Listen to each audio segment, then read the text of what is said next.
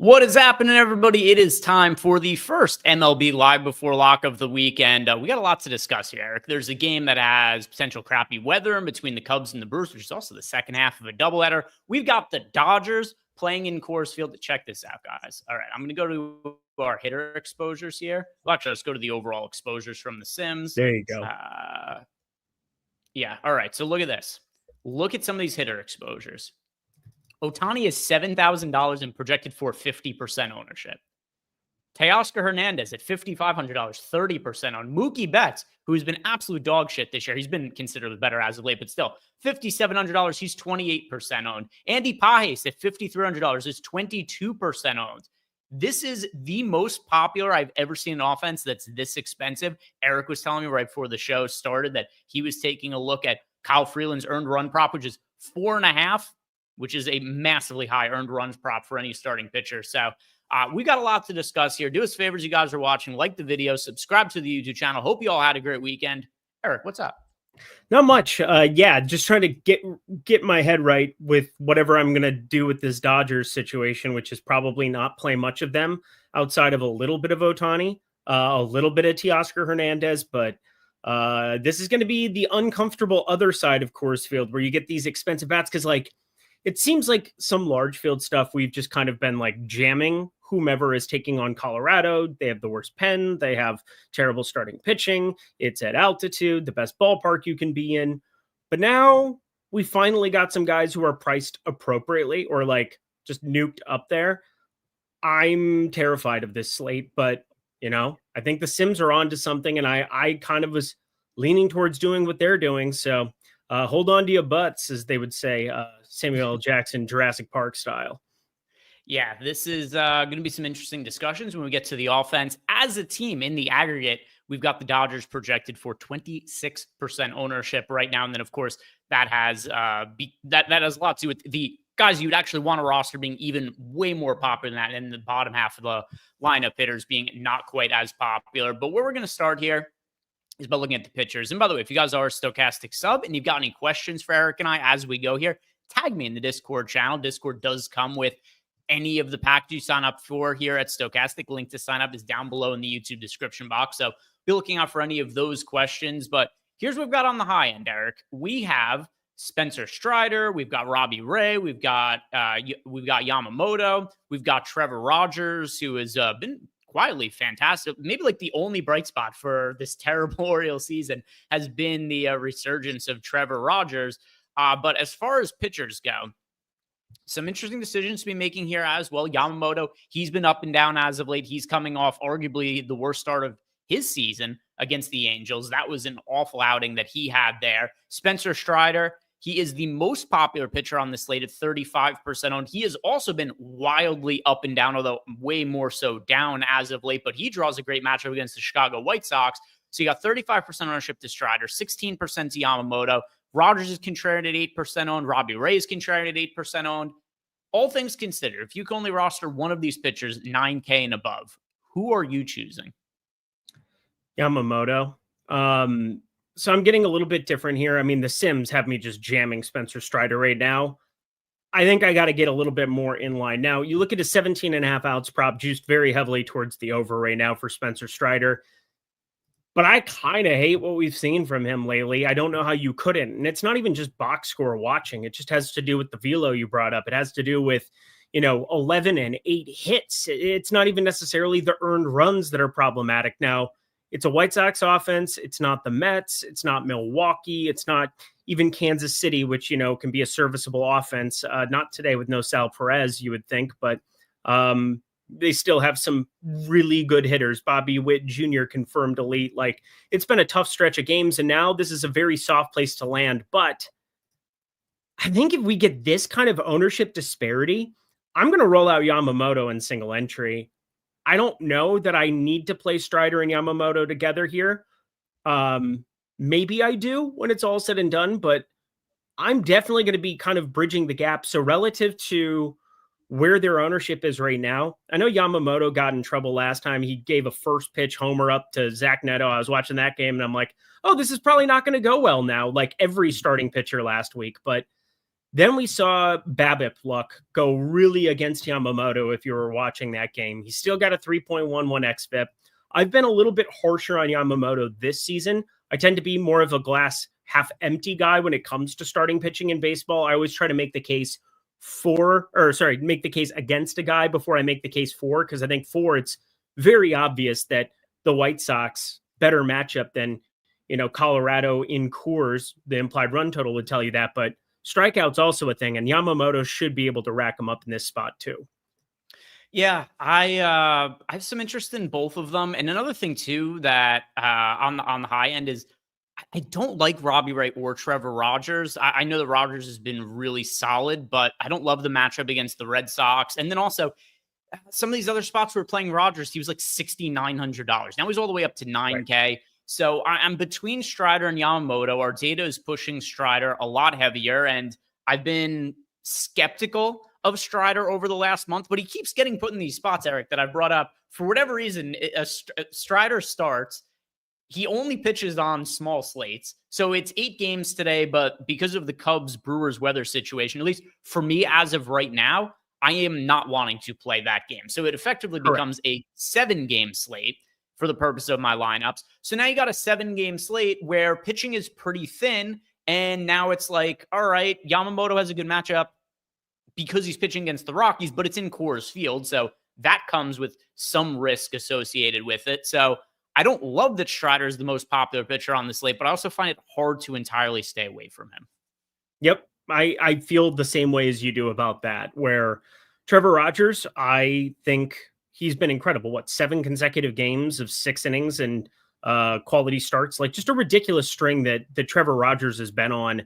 It's a tough spot taking on the Red Sox, but at least the weather's really good. It's sub 70 degrees at first pitch. It's a lot cooler than what we've got in a lot of these spots. And sure, Boston's still top 10 in WRC plus against left-handed pitching, but you look at Boston in general, Nate Eaton leading off, not exactly my favorite up top of that Boston lineup. He's going to be uber popular too at 2.5K at third base. So cash consideration, but just no chance that I'd be doing anything else. You're probably playing Dodgers in cash there, like those Kennedys and those Rojas's anyway at third base. So don't play Nate Eaton. But like, I definitely think that this is a better spot for him. And yet it's hard with the strikeout rate for me, because that's where Strider can really take off. That's where you could really see, obviously, Yamamoto go nuclear as well. And I think there's some sneaky upside here in the 8K range as we kind of work down into Gavin Williams, into Singer, maybe a little bit of Michael Wacha, although losing Sal Perez as a catcher is definitely going to be impactful.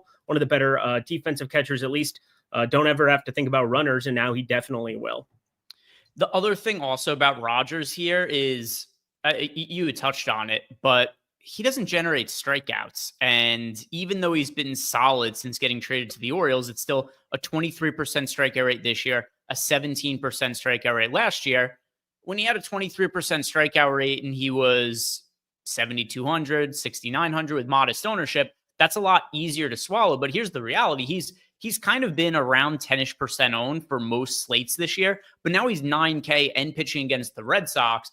Even the best game for Trevor Rogers doesn't really have a ton of ceiling more often than not because of the strikeout rate. So if you are playing Trevor Rogers, you kind of need Yamamoto and Strider to both get hit, and Robbie Ray for that matter, just because they're such higher strikeout pitchers. If either of those three have a decent outing, it's so destined to score better than Rogers because of the strikeout disparity. 100%. We see it the same way.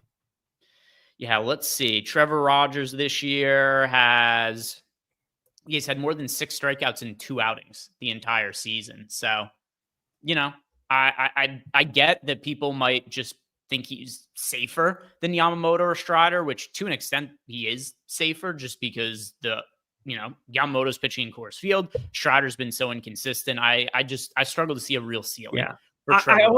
I also think this is probably the least talked about thing. I mean, I'm always paying attention to it because, like, for me, a lot of the edges that I feel like I can carve out on a day in, day out basis from a betting perspective are paying attention to lineups as they roll out, paying attention to who's catching in certain spots. And if you don't see numbers change, they're stale. Like today with Luke Molly behind the catcher position for Kansas City, those were stale, stolen baselines. We nuked them. Well, didn't nuke them. I played very small plays because they're plus 600, plus 700, plus 800 type plays, but there's some upside that exists there. I'm worried that having a new catcher, Samuel Basallo, like I was going through some of his fielding profile. I thought like a Nate Eaton, the main reason they're putting him up there is that people have been running on him in AAA. You have Duran up there batting sixth even against a lefty. I don't think it's exactly helpful not to have Adley Rutschman behind catcher there today for Rogers, who's mainly been the catcher for him every other start of his entire season. So completely different guy. I don't think Basello will be calling the game by any means. It'll be pitch comm, but like definitely an uncomfortable feeling having Rogers out on the mound. He's already not generating swing and miss, and now he won't have his normal caddy. Yeah, I see King Mana in chat said Rogers last 3 games, 6, 6, and 8. So I'm looking at something else. 6 is not more than 6. Just like for more or less how that works. If he gets 6 strikeouts, that would be a bad occurrence for a pitcher who's this expensive. If you told me he's having 6 strikeouts at 9K, I'm definitely not interested in him. You want to be looking for a higher ceiling than 6 strikeouts. But yeah, I stand by that he's only had more than 6 strikeouts. Yeah. And I like Rogers, by the way. I mean, that's the thing. He's a like 2.5 WAR guy. Traditionally, he's got some good stuff that overall I think is going to get better in terms of inducing swing and miss. He's got the lowest home run per 9 on the entire slate, gives up no hard contact. 1.43 ERA is laughably good. But here's the main thing. 212 BABIP isn't sustainable. Sub 8 home run or Ks per 9. That's not going to help you against a Boston team that obviously has power from the right side, left side too, but today, more so from the right. I definitely feel as though you can't click on him in like more than 10% of lineups. Like there's nothing that's going to possibly get me to like 10% Rogers. And I generally love the guy. So I'm going to look up his strikeout prop here. Perhaps books see it differently. I haven't actually thought to go look it up. So I'm pulling that up from the live odds screen right now while we're talking. So 4.5 juice to the over. All right. 4.5. Yeah. 4.5 is once again, yeah. I mean, 4.5. It's a low strikeout over under for a guy who is 9K. For comparison, I don't know if you have it in front of you. What are Strider and Yamamoto's K props for today? Yeah, Strider's at 6.5. He's been 6.5 all day. I'll tell you whether or not he's juiced to the over. It's actually moved to 7.5. So it's gotten a little bit of steam. So 7.5, and that's plus 100 to the over on DK, minus 130, usually a little bit more vig heavy because, fuck us, the bettors, right? And then let's take a look at this one as well. Where is it? Yamamoto 6.5. Also just plus money, small plus money towards the over there. So 7.5, 6.5, 4.5, like chasm of difference. All right. So let's go ahead and look at the pitchers in the 8K range. We did get a question from Einsteinium in the chat as well, where he wants to know what we make of Gavin Williams for today. He is somebody who I think has some interest in the 8K range. There you got Chad Patrick, who I'm not going to be rostering because of the weather situation there. I think that game is fairly likely to get canceled. So as of right now, Cubs, Brewers game, one that I'm not interested in. Then we've got Gavin Williams at $8,500, Michael Wacha at $8,200, Brady Singer at $8,000 in a great matchup against the Angels. So Williams is 9% on, Wacha's 4% on. The most popular pitcher in the 8K range, it is Brady Singer, 21% ownership. What are you liking in the 8K range, Eric? Yeah, I like Brady Singer. I mean, it's the Angels against a righty. I bet 2 lefties, the only 2 lefties that the Angels can roll out today to hit a homer. Nolan Schanuel's like plus 900. Yohan Moncada. That's a very obvious problem for Brady Singer. Guess what? It's just 2 batters. It's 2 batters. And it's like price and probability. Like I just felt like the probability of both of them going yard as you're running through the numbers were just much, much higher, considering he has over a 200 expected ISO against that handedness. But then you flip this around, the Angels, they strike out at the highest clip against right-handed pitching. Brady Singer's looked pretty improved in that department over the course of the last few weeks. And he has a 107 expected ISO against righties. I mean, this is just a great spot for Brady Singer. And I've currently got him in 28% of lineups. I don't think he goes completely nuclear in a spot like this. I still don't know if he's that kind of an arm, but I definitely feel encouraged by 10 strikeouts against Atlanta a couple games ago. He had just 71 pitches there against Philly in their last outing, but I mean, just kind of like give me 6 innings of him there. Like I have no problem with that whatsoever. Just give me a quality start. The upside's higher considering it's the Angels and the number of righties that they're going to roll out. Brady Singer, I think, just makes a ton of sense. Travis Warnick wants to know what is the best way to take the Cubs and Brewers game out. Yeah. So first thing I recommend you do after you're on the Sims, go to the ROI boost, then go to the stack boost. And I'm actually going to go ahead and do this right now because we have a ton of Brewer stack showing up here. So I want to nuke the Brewers. I'll just do a massive negative ROI on them. I'll do the same on the Cubs, apply a massive negative ROI. And then what happens if the weather looks better? An hour and a half, and what do we got? 40 minutes until the slate starts. So if the weather starts to look better in half an hour or whatever, then you just undo the ROI boost and they would show up again.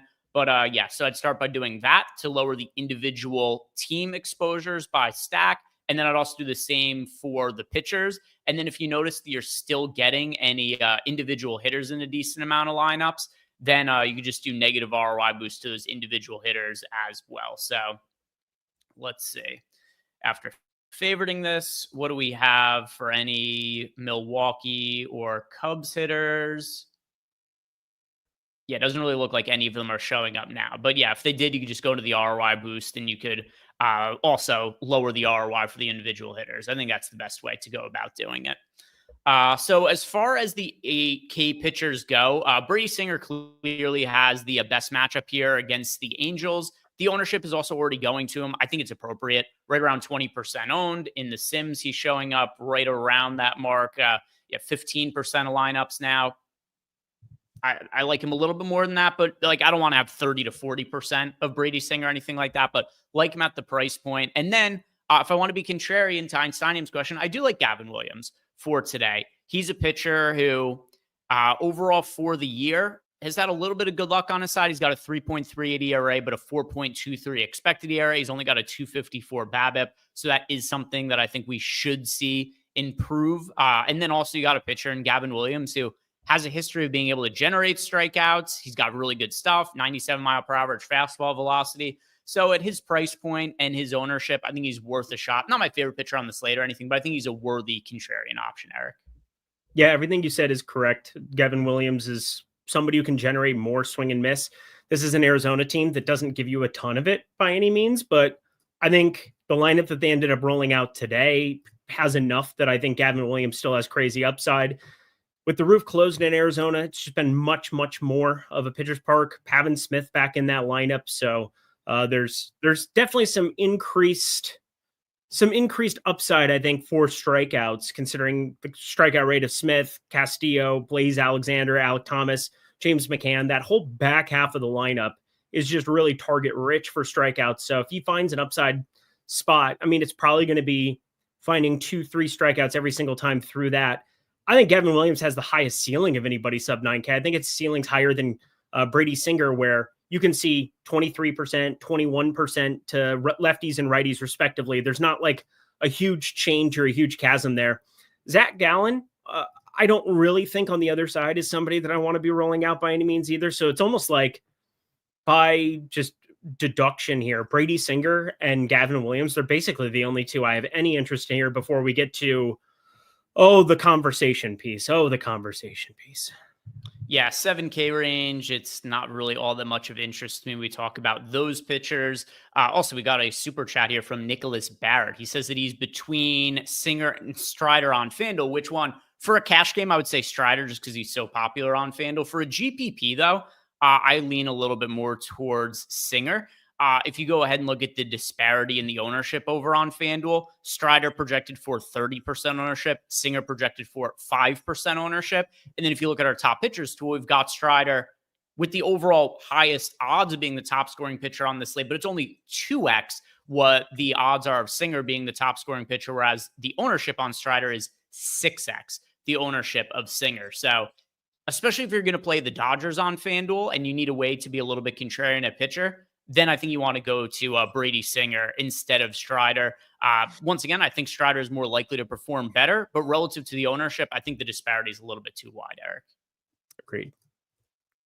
All right, so let's talk about the punt pitchers over on DK. Here's what we've got below $7K. We've got Dustin May is $6,900, pulling nearly 20% ownership. Nestor Cortez, he is your popular cheap option, pulling 32% ownership. Then you got Gomez 5% owned. Medeiros is 10% owned. Freeland rightfully completely unowned for the slate. So here's what's happening. These cheap pitchers who, well, I was going to say Cortez wouldn't typically pull a lot of ownership, but he was fairly popular in his last start in the same matchup as well. Dustin May definitely wouldn't normally be this popular, but here's what's happening. People want to play the Dodgers. They are the most popular stack on the entire slate by a mile, and they are insanely expensive. The only way to make that work is you go roster guys like Brady Singer, like Dustin May, like Nestor Cortez. So these guys are quite popular on the low end, more popular than they would normally be. But what does that mean to you in your lineups? What do you want to do with the punt options at pitcher? So, I mean, Dustin May is just getting jammed. There's not a lot that I can do to stop the Dustin May from happening. There's enough strikeouts there that I think Dustin May against Baltimore, especially this version of a Baltimore lineup, no Adley Rutschman. You had talked beforehand where it's like, oh, Trevor Rogers was a bright spot. Oh, Ryan O'Hearn and Ramon Laureano were bright spots too. They just happen to be gone now. And so this lineup on a day in, day out basis is exponentially worse. So if Dustin May can survive, brought up the pitching weather, it's really good.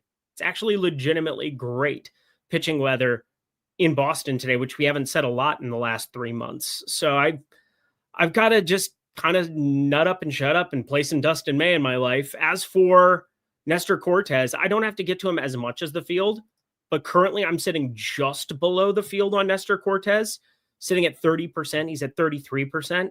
I'm playing 40 lineups. I think I'm okay kind of holding that number where it is. But as you said before, I'm lower on the Dodgers. The Sims are not getting me to the Dodgers as much outside of Ohtani, who's around 20%. A couple of these punt options that are kind of rotating in, mixing and matching there. So it is what it is. I totally get the Nestor Cortez thing. Plus, I saw you were on his over 14.5 outs, and it's gotten jammed to the moon where it's like minus 300 or something crazy now for him to be getting there. So you got tons of closing line value, even at a minus 190 ticket. But I look at stuff like that, and I'm always checking the betting markets, and it's just kind of informing me that Nestor Cortez is a fine play. 4.5 strikeout prop is identical to what we're getting for Trevor Rogers with a full extra 3 outs for his line. But there's no doubt that I feel much better about taking a shot on a lower owned Dustin May.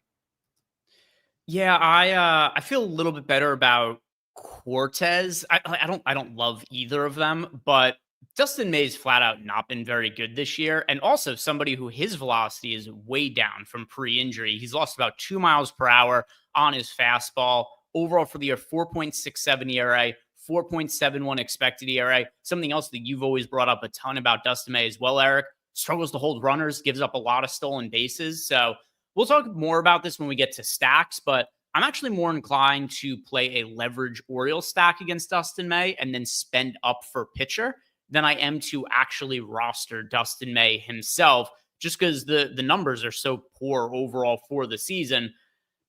Nestor Cortez, he has been injured for a lot of the year. He did look quite a bit better his last time out. That's one of the reasons why you brought up one of the bets that I posted to Tails earlier today was over 14.5 outs for Nestor Cortez. And now that line is either 15.5 or 16.5, depending where you look. So I do like Nestor Cortez to get through 5 innings, and he's a little bit more popular than Dustin May. But with that said, I also see it the same way as the field, and I prefer Cortez to May. For cash games, I think Strider and Cortez is your cash game combination. Agreed? Agreed. All right. Let's go ahead and look at the FanDuel pitching options then, which, we just answered the question about Brady Singer. I like Brady Singer as a contrarian option at 5% over on FanDuel pitching against the Angels. Strider's reasonable to roster. He's underpriced at $9,300 on FanDuel. The ownership at 30% is crazy high. He's so popular, you just play him in cash games. For tournaments, though, I'm a little bit more inclined to be underweight to the field to Strider. And I like getting the Yamamoto as a pivot because Yamamoto is 5% owned compared to Strider at nearly 30% ownership. So I like looking at Singer and Yamamoto to be a little bit different on FanDuel. Yeah, shout out to FanDuel for having overlay last slate. So I ended up depositing at $1,000 on there. I was like, oh, I got overlay on everything and I lost $200. So go me. Just let it be known. But now I got money over there where, before I had kind of just played like a lineup here or there, but FanDuel playing some more over there again today, and Yamamoto's my main guy. I'm just going to be rocking with a lot more Yamamoto. This is such a large ownership disparity between the two. I don't think it's going to be this wide for what it's worth. But when you're talking about a top 1% or, like to finish as the top pitcher, and there's 2% difference there, but then there's 20% difference in their actual ownership at the moment. Even if that becomes 10, 15, it's still in theory when you're playing 10, 15 lineups going to be about the same thing to me. So rolling with the most Yamamoto, have a couple lineups of Strider, kind of being a little bit more specific about what I'm utilizing over there. And I want this to be known too. You only have to play 4, or you can only play up to 4 of a team. The Dodgers make some more sense over there. Whereas, with the 5-mans over on DK right now, it is what it is. But you get some very concentrated ownership, and I think rightfully so, because you can play 2 of the Dodgers, you could play 4 of the Dodgers, but you're not probably getting to the riffraff the same way that you are in those lineups on DK, like the Kennedys and the Rojas's and the Rushings of the world. So even mixing some of them into lineups and trying to find ways of getting different with some of those 4-man stacks on FanDuel, I think it's a little bit easier playing over there than it is on DK today. Yeah, and then as far as other pitchers on FanDuel, by the way, Cortez is just under 20% owned. Zach Allen is 11% owned on FanDuel. Is there anything else that stands out to you as a potential contrarian pitcher on FanDuel? I mentioned I like Singer to be contrarian. I like Yamamoto to be contrarian. We just had an ownership update, by the way, which moved things around a little bit, not massively, but Yamamoto is 4% owned instead of 5% now. Anything else that stands out to you on FanDuel? This is the Trevor Rogers spot. So I'm playing him in 2 of my 15. I'm not really playing him on DK and anything. But 15 lineups over on FanDuel today in the main. And I have no problem whatsoever just rolling Trevor Rogers out and kind of having that be something that gets me different with a couple of these. One has a Dodgers stack attached to it. The other one's White Sox and Atlanta. So what a time to be alive there. But and the $9 today, like the idea of kind of mixing and matching some of the pitchers that aren't necessarily Strider. Not that I'm full fading Strider by any means, but playing a lot more of the Yamamoto side. And then because the main path to upside for Trevor Rogers is exactly what he's done his last 17.5 outs, going over that number. If he can run into the 5-6 strikeouts, that has some more validity. You don't necessarily need the punts the same way. I definitely don't want to play Nestor Cortez over on FanDuel today for what it's worth, pretty actively against that at the moment. I think you're kind of building very similarly to what everybody else is. So I'm way undercutting Nestor Cortez there, a little bit undercutting Strider and Gallen, and then playing a ton of Yamamoto, nearly 50%. So 7 of 15 for me. So just under 50%. Yeah, I think Rogers is more palatable on FanDuel because strikeouts don't matter as much. So him being able to work deeper into games more reliably than somebody like Strider, that plays to his benefit on FanDuel. So for FanDuel, I think that he's a valid contrarian option at 1% ownership. Wouldn't like him on, once again, don't like him on DraftKings. I think he looks better on FanDuel, though. Anything else you want to add about pitching options for today? No, sir. All right, so let's go ahead and start looking at some stacks. And I think the first thing we have to do here is discuss the Los Angeles Dodgers because they are pulling, it was a 26% ownership the last time that I looked at them, and now it is 20. All right, so they're 25% owned right now, more or less the same sort of number. So we have them by far the highest odds being the top scoring team on the slate, Eric, right around 30% when they're 25% owned, but they're also crazy expensive. So as a result, they actually do show up as a little bit over-owned in the top stacks to when you look at the leverage metric and compare that with, the ownership, the value odds, the top stack odds. And then if you look at the ownership in the Sims to the Dodgers, I mean, they show up more as a 3-man stack than any other team on the slate. They show up a little bit as a 5-man stack. But once again, we're looking at a 50% owned Ohtani. We're looking at a nearly 30% owned like Andy Pages and Mookie Betts. So the Dodgers are definitely the team that have the highest odds being the top scoring team, but the price points make them difficult for me to get to. And the ownership is also crazy high. So I want to go elsewhere in single entry, which is not a comfortable click today. And then for large field tournaments, once again, I think they are a valid team, but I'm going to be underweight to the nearly 25% ownership we have them projected for. What are you going to do with the Dodgers relative to their ownership, Eric? I'm going to be way under. It is what it is. And Einstein, I'm bringing up one of the main reasons that I think, I feel comfortable with it. Not completely fading some of the riffraff, but Dodgers increased pinch hit risk. I assume with this lineup, Eric, yeah, it definitely is, because this is a Dodger team that through this last month and a half slide before, finally turning on the afterburners, they're 8-2 against the Padres, finding ways to win games against their arch nemesis.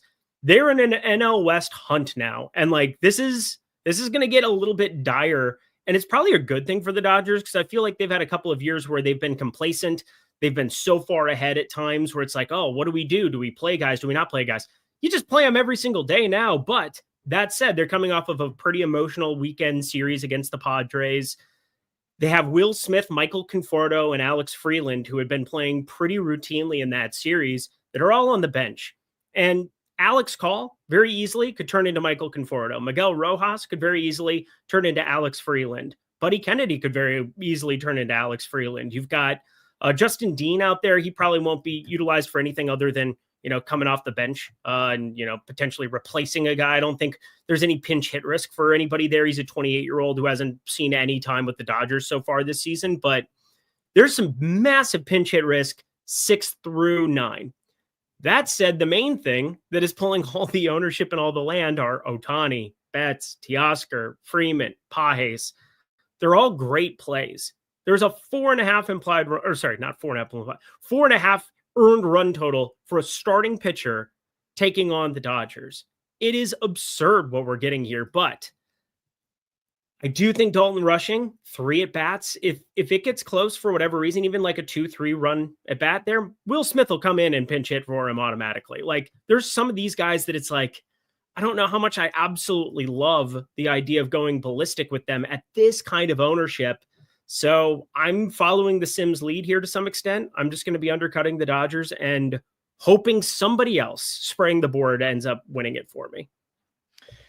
Yeah, so I said what I'm going to be doing with the Dodgers. Do you want to add that for cash games, just play whatever Dodgers you could fit into that? But yeah, for GPPs, the price point is really high. The ownership's a little bit high for me, and I'm just going to hope that it's a different team that I'm on that ends up being the highest scoring on the slate. So I want to ask you now, Eric, who is your highest priority team to be stacking today, when you and I both said that our number one stack is not going to be the chalky Dodgers? Going to be the Atlanta Braves, it would appear. I think in single entry, I'm probably going to end up rolling Cleveland out against Zach Gallen, somebody that I just don't really believe in here at this point in time, but their ownership's a lot lower. I think Atlanta just looks awesome. They roll out their main guys here today again, and the lineup construction for FanDuel, for DraftKings, for both sites. Atlanta's just a team that it seems like I can't get away from. You don't have as much speed here, but Michael Harris up to 6th actually has a pulse again. I'm not sure if he was hurt to begin the year or what, but it was an abysmal year for him and the Braves in general. But you get Drake Baldwin up there, clean up, 4K, pretty solidified. You're going to be rolling these guys out on a day in, day out basis. Nacho Alvarez and Allen aren't really showing up for me all that much, because it does turn into some of the Dodger punts as lineup filler, if you will. But Acuna back in this lineup is such a big difference. 5,500. He's the guy in the Sims that's showing up as a one-off a ton for me. And then the lineup itself going up against Gomez here. He seems like he's all right, not an abysmal arm, but he's pretty bad as a reliever for the White Sox. And now they went and stretched him out at AAA, coming back. One outing against Detroit isn't going to make or break my opinion of him here. I don't really have an opinion because it's such a small sample size, but I think we can kind of come to a conclusion that he's on the worst end of this slate compared to other spots that we would potentially be targeting. I like the Orioles for leverage. I talked about it as well when we're going over Dustin May at pitcher, but I mean, he's just been not good this year. 4.67 ERA, 4.71 expected ERA. Yields a ton of stolen bases when hitters actually get on. The Orioles are also fairly cheap. You could pretty comfortably make an Orioles stack and then go to Yamamoto and Strider at pitcher. You could do a secondary stack of the Dodgers and then go to a Strider and Cortez or something like that as your pitching options, or Yamamoto and Cortez, or you could go Singer with Strider or Yamamoto. There's a lot of options when you get to the cheap price point on the Orioles. And then also, once you're playing the Orioles as a potential stack, I don't really worry too much about the ownership on pitcher just because they are going to be so low owned as a stack. So I like the stolen base upside. They're pretty cheap. And then, I mean, also something that I think is kind of underrated about the Orioles as a stack is that you're going to get Basallo in the lineup as well. One of the top prospects in all of baseball. I do wonder this. He's only projected for 5% ownership today. If Jesus Sanchez did not rob him of a home run yesterday in his major league debut, would he be like 3x owned as he is today? Probably. I was thinking about that a little bit earlier this morning too, but for me, I just started looking through some of his like defensive catcher profile and like he seems all right. But again, it's the first time he's going to be out there for Rodgers. Yeah, at 2K, he would have been exponentially more popular. But kind of what you said before, Baltimore, they're crazy cheap because that it's not just him. They've got the Beavers character, Jackson, Carlson. I mean, everybody down the line in the bottom half of that lineup. We know the guys up top. We know the Gunners. We know the Westbergs. We know Holiday. But like, these back half guys are really unowned. So I kind of like that. Get away from some of the Dodger riffraff. I mean, Miguel Rojas is 3,600. Buddy Kennedy is 3,100. Like these are both two of the most abysmal hitters you could possibly have. Like Rojas is facing a lefty. It's Coors Field. Like I get it, but I don't hate the idea of like taking a shot on like an elite prospect. Cause I think Dustin May definitely has more warts than, you probably want. I'm playing enough Dustin May where I should probably consider getting to more Baltimore than I currently have, 5%.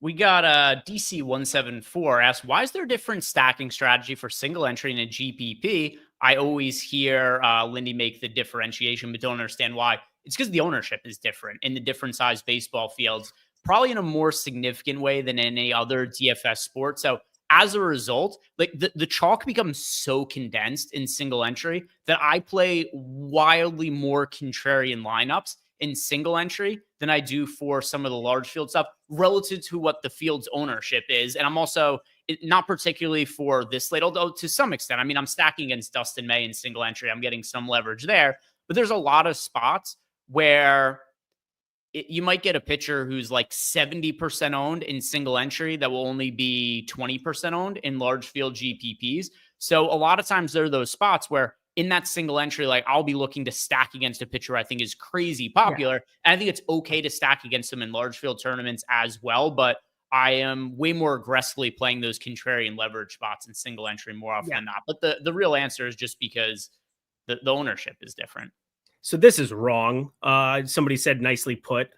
This is wrong. If you buy one lotto ticket, not only so many chances, but if you buy 20 tickets, better odds. So you want to make a more cash lineup in single entries. No, that is incorrect. I award you no points and may God have mercy on your soul. No, I think that's a popular misconception.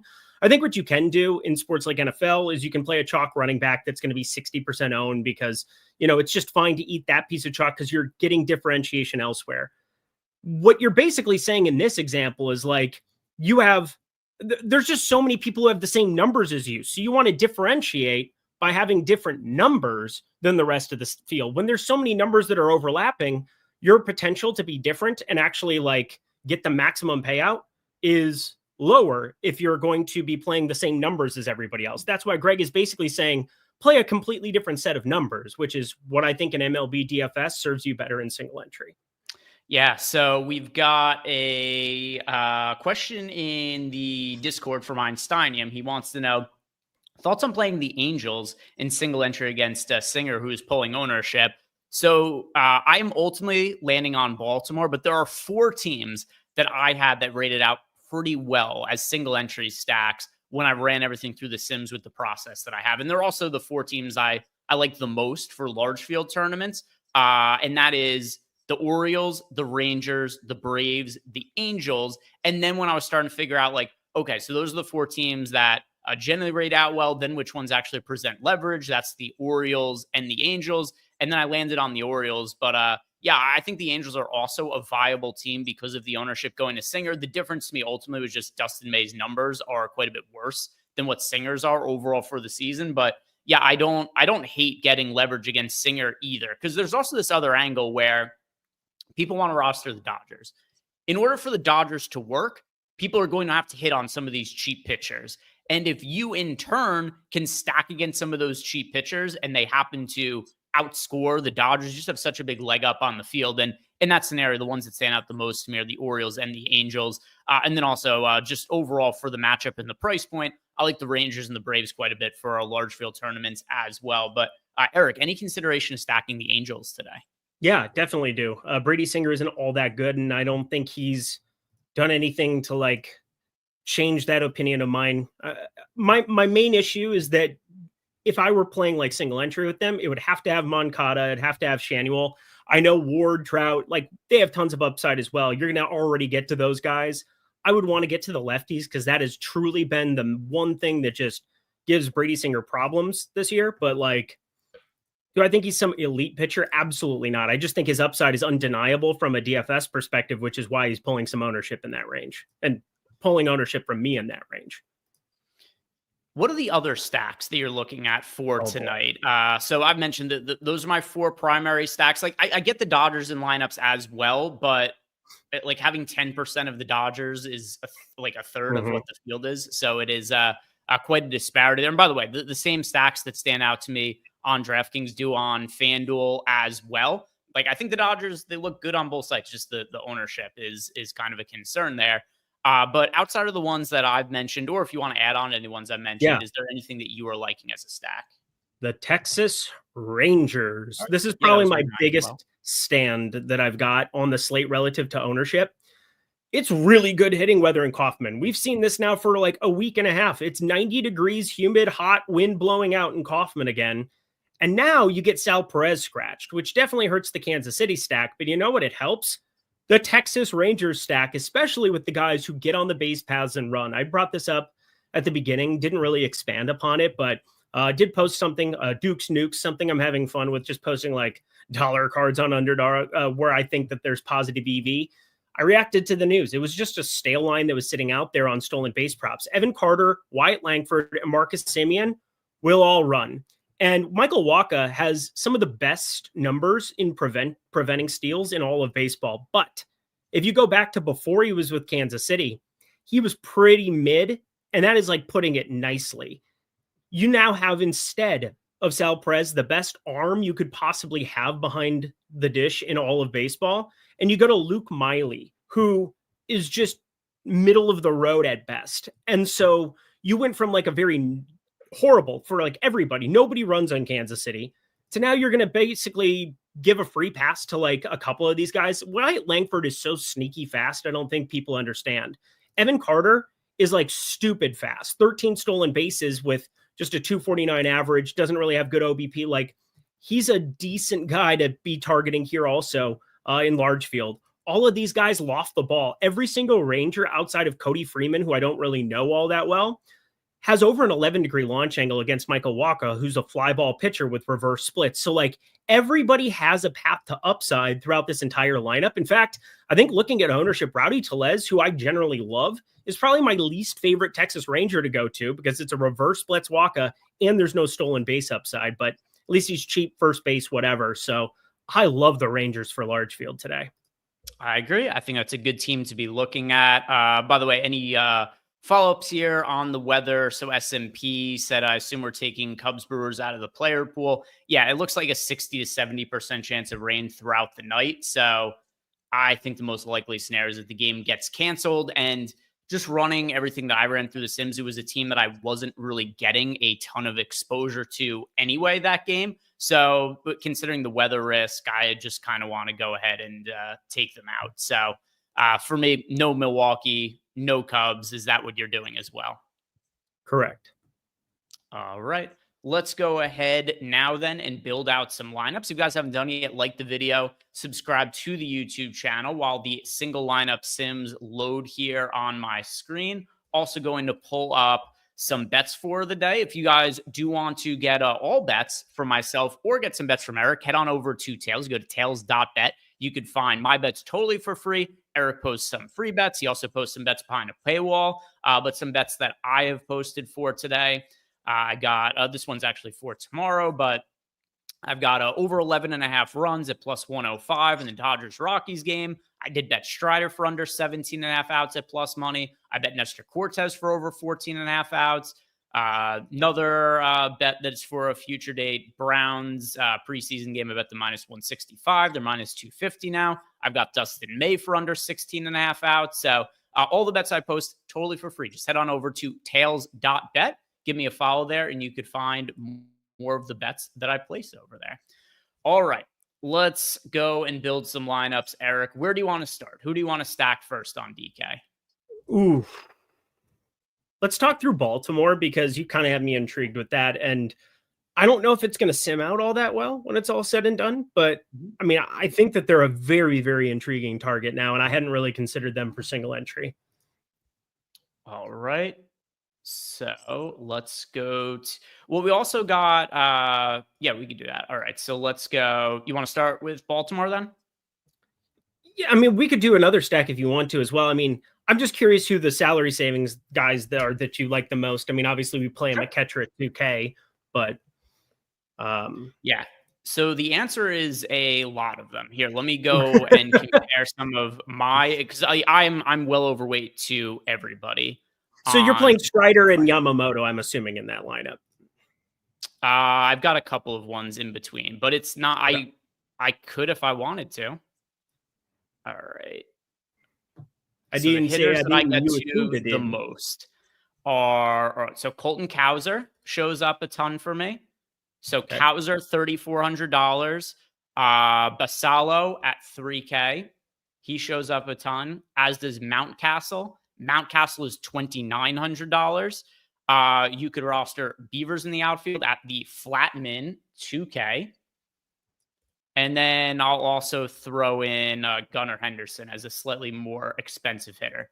But yeah, the price points on these hitters are 3K, 2,900, 3,400, 2,000, and added Gunnar Henderson in at $4,900. Let's see what happens if I press complete this lineup and just what it optimizes as. All right. Still went to Strider and Cortez. And then Rojas showed up in the lineup, Ohtani, and then Jose Ramirez. All right, I'm just going to run the sim with this, and then I'll run one where we take Cortez out and throw in Yamamoto and see what that lineup looks like. But first, I'll sim this one. And all right, came out looking pretty good with a 28.1% sim ROI. Now we're going to do the same, but I'll take Ramirez, Rojas, and Ohtani out. Instead of Cortez, I'll throw in Yamamoto. And here's what it looks like if you go to the two expensive pitchers. And now we've got Rojas, Josh Smith, Ohtani. It's not really that much different. It's still Rojas and Ohtani. It was just Josh Smith instead of Jose Ramirez. So this goes to show how easy it is to do a 5-man Orioles stack. And then it still is Ohtani in the lineup. And you get to Yamamoto and Strider. All right, so this one still not quite as good as the other one, but still positive 15.9% sim ROI. So let's go to FanDuel. And you want to build out a Rangers lineup on FanDuel then, Eric? I would love that. I would love that for everybody involved. All right, so let's go to the Rangers, who I also like a good amount, and that is a team that Eric was liking. So who are your 4 favorite hitters to be playing from the Rangers? Wyatt Langford, 3K. Outfield, click. Corey Seager, just Corey Seager's good at baseball, click. Evan Carter is getting a little bit different there. I like Evan Carter and his stolen base upside. Specifically just, batting 5th there in the middle of that lineup. And Marcus Semien, reverse splits, been a little bit more alive here. And Michael Wacha, he likes to give it up to the righties there. So adding another righty. So a good mix. We got 2 lefties. That, one of which has stolen base upside. The other one has homer upside with wind blowing out to right field, Corey Seager, and then Langford and Marcus Semien. All right. So plug Semien in and let's complete the lineup. Let's see what ends up showing up in the rest of the lineup. Strider, Matt Olson. Oh, Tom Olson will be happy about that. Miguel Rojas, Mookie Betts, Teoscar Hernandez. It still ended up being a 3-man Dodgers stack as a secondary stack in here. Still had Strider in it. Let's see what this ends up looking like. I ain't scared. Another solid one. Another solid one, 19.4% similar wise. So nothing crazy high, but still some good lineups that we built out here. We got a positive Orioles stack over on DraftKings and then a positive Rangers/Dodgers stack over on FanDuel. So if you guys haven't done yet, like the video, subscribe to the YouTube channel. But before we head out, it is time for dongs, Eric. So I'm going to give out a home run bet. You're going to give out a home run bet. And then we're going to read off some of your guys' bets from chat or just general home run picks. Eric, lead us off. Who are you picking a homer today? Yeah, it's going to be one of those random slates where, again, I brought up the Angels lefties. I bet them. I'm not going to play them as much in DFS here. Shanuel up there. Actually, a decent bet. Hits plus runs plus RBIs for today. That was grading out pretty well for me earlier. But from a DFS perspective, I'm definitely making my bed. Stolen base and a homer from Wyatt Langford batting second today. I am going to go with Gunnar Henderson to homer today. But I can't remember a time this ever happened. Jesus Sanchez robbed 2 homers yesterday. One of being a grand slam. He robbed a grand slam from Gunnar Henderson and then also a Basallo. He robbed him of his first career hit, homer, first career everything would have been on the line for that particular one. So let's see what we have from chat. Who is chat picking a homer for today? We've got here. All right, scroll up a little. All right.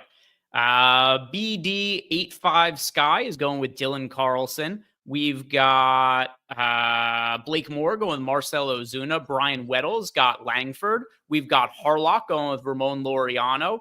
RG Rise, R Grizz, going with Ryan Mountcastle. NY Steele's got Acuna. CPA Joe K has got Basallo for tonight. Flim Flam Racing has got Acuna. Van Dam NYC, he's picking Rowdy Tellez to homer twice for today.